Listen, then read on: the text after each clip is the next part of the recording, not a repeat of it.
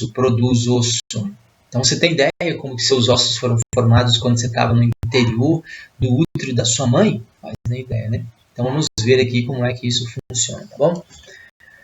Bem, nós temos uma ossificação chamada intramembranosa, como que alguns ossos são formados. Os ossos do crânio, por exemplo, os ossos da mandíbula, né, maxilar superior, inferior, e também a clavícula, esses ossos são formados a partir de uma membrana de tecido conjuntivo, tá bom? Conjuntivo denso, né? Aí nós temos células mesenquimais que vão dar origem aos osteoblastos, e os osteoblastos vão produzir a matriz óssea. À medida que eles produzem a matriz óssea, eles ficam isolados no interior de lacuna, retrai o seu citoplasma, diminui o seu metabolismo, a sua atividade de produção de proteínas e de outras moléculas, e fica mantendo a matriz. Aí essa célula vai se chamar osteócito, né? Falamos isso aí. Então, essas células, elas migram para o interior do osso e começam a produzir a matriz óssea e ossificar. Então, se você já percebeu, o bebê, o recém-nascido, né, tem uma fontanela, né? Os ossos não estão inteiramente fundidos ainda um no outro, então tem um espaço e tem uma membrana. Essa membrana é uma membrana de tecido conjuntivo, certo? E aí nós temos células osteoprogenitoras, células muito semelhantes aos fibroblastos, né? Eles vão gerar os osteoblastos e os osteoblastos vão fazer o papel de produção da matriz. Então esses ossos todos aí, ossos curtos, né? E o crescimento em espessura dos ossos, vamos ver que ocorre a partir do periósteo, então é como se fosse intramembranosa mesmo, não é a partir de um molde de cartilagem, que é o próprio que nós vamos ver, o próximo aí que vamos ver.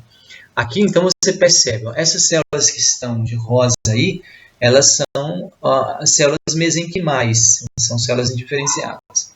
Aí essas células dão origem aos osteoblastos, que você vê na figura da direita. Certo?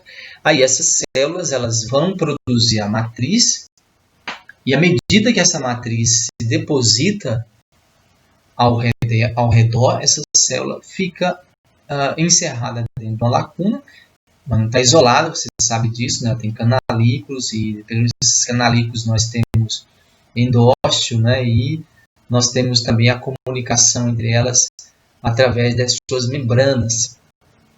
E aí nós temos o osteócito, ok? E o osteócito vai manter aí a matriz óssea, tá bom? Bem, a outro tipo, não é a chamada endocondral. A palavra endo quer dizer dentro e condros quer dizer cartilagem. Ou seja, é um tipo de ossificação que parte de um molde de cartilagem. Então, por volta mais ou menos de 1 mês e meio, né, de gestação, começa o processo de formação dos ossos. Então, o que nós temos aí, esses ossos, né, ossos longos, tá bom? Os membros superiores, os membros inferiores, eles são formados dessa maneira. Então, eu queria examinar o esqueleto, né, de um embrião, de um feto, vamos verificar que parte dele é osso e a maior parte cartilagem. Então, o osso nosso é formado com um molde de cartilagem. E essa cartilagem é substituída por tecido ósseo. Aí nós falamos isso, né, que essa cartilagem, a cartilagem hialina, ela forma os ossos, né, do feto, e essa cartilagem é substituída por tecido ósseo ao longo do tempo, né? Exatamente. Essa é a ossificação chamada endocondral, tá bom? Se eu mostrar aqui a figura para você, você vai perceber isso aí. Então, para entender isso, observe que nós temos à esquerda é um osso feito completamente de cartilagem, né? E se é cartilagem, nós temos aí as células típicas, que são os condroplastos e condrócitos. Envolvendo essa cartilagem, nós temos um pericôndrio, né, que é tecido conjuntivo denso que nós falamos aí, tá bom? Então, o que produziu o crescimento inicial desse osso aí foi exatamente a cartilagem, né? Então, nós temos o crescimento, a produção de uma matriz cartilagínea aí para formar esse osso. Então, no interior do osso, o que nós temos? As estimuladas, né? Essas células, então, elas crescem, elas aumentam o volume, elas ficam hipertrofiadas. Em seguida, essas células elas são isoladas por uma matriz agora óssea, mineralizada, ocorre então uma calcificação da matriz.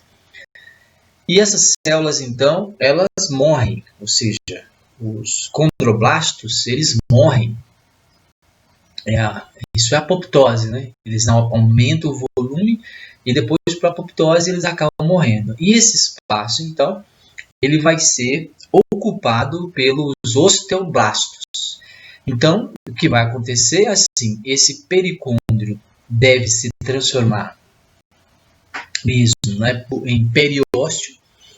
Aí observe que começa o processo de formação de vasos sanguíneos no periósteo, não é que se transformar, foi resultado da transformação do pericôndrio, e esses vasos sanguíneos eles vão penetrar no molde de cartilagem para dar origem ao osso. Então começa no interior, né, da diáfase e ele vai formar um centro chamado centro de ossificação. E essa célula, a célula osteoblástica, né, vai produzir a matriz e à medida que ela vai fazendo isso, ela cresce de dentro para fora, né? De dentro centrífuga, né, de dentro para fora. Então, à medida que esse osso vai se formando, esse tecido ósseo vai se formando, a cartilagem vai gradativamente sendo substituída. Então, as células morrem, dando lugar às células ósseas. Aí, no mecanismo que nós já conhecemos, os osteoblastos produzem a matriz isola a célula no interior de lacunas, e no interior da lacuna o que nós temos é o osteócito. E ela parte, então, desse centro, os vasos sanguíneos vão penetrando no osso, né, formando capilares. Nós vamos ter a formação aí de um centro de ossificação. Okay? Inicialmente, o que nós temos é a formação de um osso do tipo esponjoso. Depois, por ação do osteoclasto, essas estruturas vão sendo destruídas e formando um osso mais compacto, né? Característico da diáfise, com um osso bem mais duro, mais resistente do que é o caso do osso esponjoso. Aí esse processo prossegue com a célula produzindo cada vez mais matriz em direção às epífises, né? Se diz do centro para a periferia, ou seja, da diáfase para as epífises. Quando chega na epífise, aí nós temos uma cartilagem chamada de cartilagem de conjugação, né, nas duas extremidades, e aí a cartilagem continua crescendo. Então, enquanto que o osso cresce em um sentido com os osteoblastos, né, produzindo cada vez mais matriz, a própria cartilagem também do disco começa a crescer, de modo que estabelece um equilíbrio. Assim, a substituição ela não vai acontecer por completo, né, nessa região do disco aí. Aí um novo centro vai se formar. Aí é o centro de ossificação secundário, não é, na epífise. Observe que na última figura que nós temos cartilagem hialina, epífise lá em cima, percebe ou não? Aí um novo centro se forma, chamado centro de ossificação secundário. Okay? Aí nesse mesmo processo, nós temos a substituição das células células tipos de cartilagem, que os condroblastos, por células ósseas, com invasão de vasos sanguíneos e tudo mais. No final, o que nós vamos ter aqui? Deixa eu voltar aqui a figura. Aqui, ó. Nessa aqui, o que nós vamos ter? Nós temos aí o que vai ficar, né? O que nós vamos ter? Na epífise, praticamente ocupada por osso esponjoso, conforme você está vendo na figura aí, e o que vai restar são duas porções só de cartilagem. Essa posição mais externa, que forma a superfície articular dos ossos, né? Lembra que nós falamos que é de cartilagem hialina, né? Então você tem a superfície de articulação que permanece a vida toda, não é que essa cartilagem, para evitar que um osso tenha atrito com o outro, né, na articulação. Então essa parte de cartilagem vai permanecer a vida toda e, portanto, não vai ser substituída. E a outra é da cartilagem epifisária, certo? Um disco epifisário ou cartilagem de conjugação. Essa permanece por um período para permitir o crescimento do osso em extensão. Aí na figura tem uma setinha, né, apontada aí para baixo, né, uma diáfise. Então vai permitir o crescimento dessa diáfise ao longo da vida. Na verdade, aí você tem uma idade cronológica que é mais ou menos 18, 20 anos, né, para o sexo masculino, 16 anos mais ou menos para o sexo feminino. Mas a idade importante é a idade óssea, em que o médico avalia exatamente pela espessura, certo? Pela espessura dessa cartilagem de conjugação aí, que fica exatamente entre a diáfise e a epífise óssea. Então ela permanece aí até que os ossos atinjam o seu tamanho, né, ideal. E vai variar porque isso depende também de formação genética do indivíduo, né, que vai pedir que o osso cresça muito ou cresça pouco. Mas a forma de estabelecer a idade óssea é exatamente verificando essa cartilagem. Quando ela for praticamente toda substituída, não há mais crescimento do osso. Então se diz que a pessoa para de crescer, tá bom? Se uma pessoa tomar hormônio de crescimento depois desse prazo, o que cresce são as extremidades ósseas.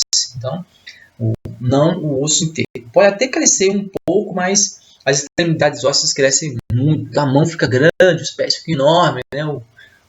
Os ossos também da face ficam proeminentes, enfim, pode ter um efeito colateral indesejável.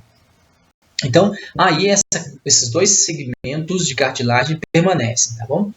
Entenda que o da cartilagem epifisária é até um certo tempo, enquanto o osso cresce, e essa cartilagem articular vai permanecer por muito tempo, a vida toda, a não ser de um desgaste também patológico que provoque isso, tá bom? Então, aí nós percebemos que o que está ainda de vermelho, né, é um osso jovem ainda, tá certo? O osso está se formando, né? E essa parte mais clara aí seria cartilagem, tá bom? Que vai ser substituída ao longo do tempo, né? Então essa aqui é a ossificação chamada endocondral, tá? E como que ela ocorre no seu passo a passo aí, ok? Espero que você tenha entendido esse processo. Muito bem, vamos resumir aqui o que nós vimos? Então, o tecido ósseo, ele desempenha diferentes funções no nosso organismo, né? Isso porque forma a estrutura de sustentação, que são os ossos do esqueleto. Esses ossos protegem órgãos internos, eles também armazenam cálcio, é importantíssimo para o nosso organismo. Além disso, ele produz células de defesa no interior, células de defesa não, células sanguíneas no modo geral, né? Masses e leucócitos. Plaquetas também são geradas a partir dessas células que ficam na medula. O tecido ósseo é formado por uma matriz, um componente mineral, mais ou menos 2/3 da matriz é mineralizada, e um componente orgânico, principalmente de fibras colágenas, né? As células são os osteoblastos, os osteócitos, as células osteogênicas e o osteoclasto, com funções definidas conforme nós já vimos. A osteogênese, que é o processo de formação de ossos, pode ser a partir de uma membrana de tecido conjuntivo, um periósteo, por exemplo, forma o osso, né? Ou pode ser de um tecido mesenquimal, que vai dar origem, não é? A origem a osso, tá certo? Bem, a outra estrutura também, como exemplo da derme, a própria derme pode dar origem a tecido ósseo também, né? Alguns ossos são dérmicos, né? Que se originam a partir dessa parte mais profunda aí da pele. Ok, nós temos também a ossificação endocondral, que ela ocorre a partir de um molde de cartilagem, ela é substituída até a formação do osso completo, né? Duas partes do osso permanecem nesse processo de formação endocondral, que é o disco epifisário, cartilagem de conjugação, né? que é responsável pelo crescimento do osso em extensão durante um determinado tempo, né? Variar aí em sexos, idade óssea, questões hormonais e também genéticas, né? E permanece também as das superfícies articulares, né? As articulações todas têm uma cartilagem aí que permite ou impede, né, que um osso entre em atrito com o outro, ok? É isso. Então, nós encerramos o assunto de tecidos conjuntivos nessa aula. Falamos, por último, tecido conjuntivo de sustentação cartilaginoso na última aula e nessa aula tecido ósseo, tá bom? Vamos falar depois de tecidos musculares e tecido nervoso, ok? Espero que você tenha.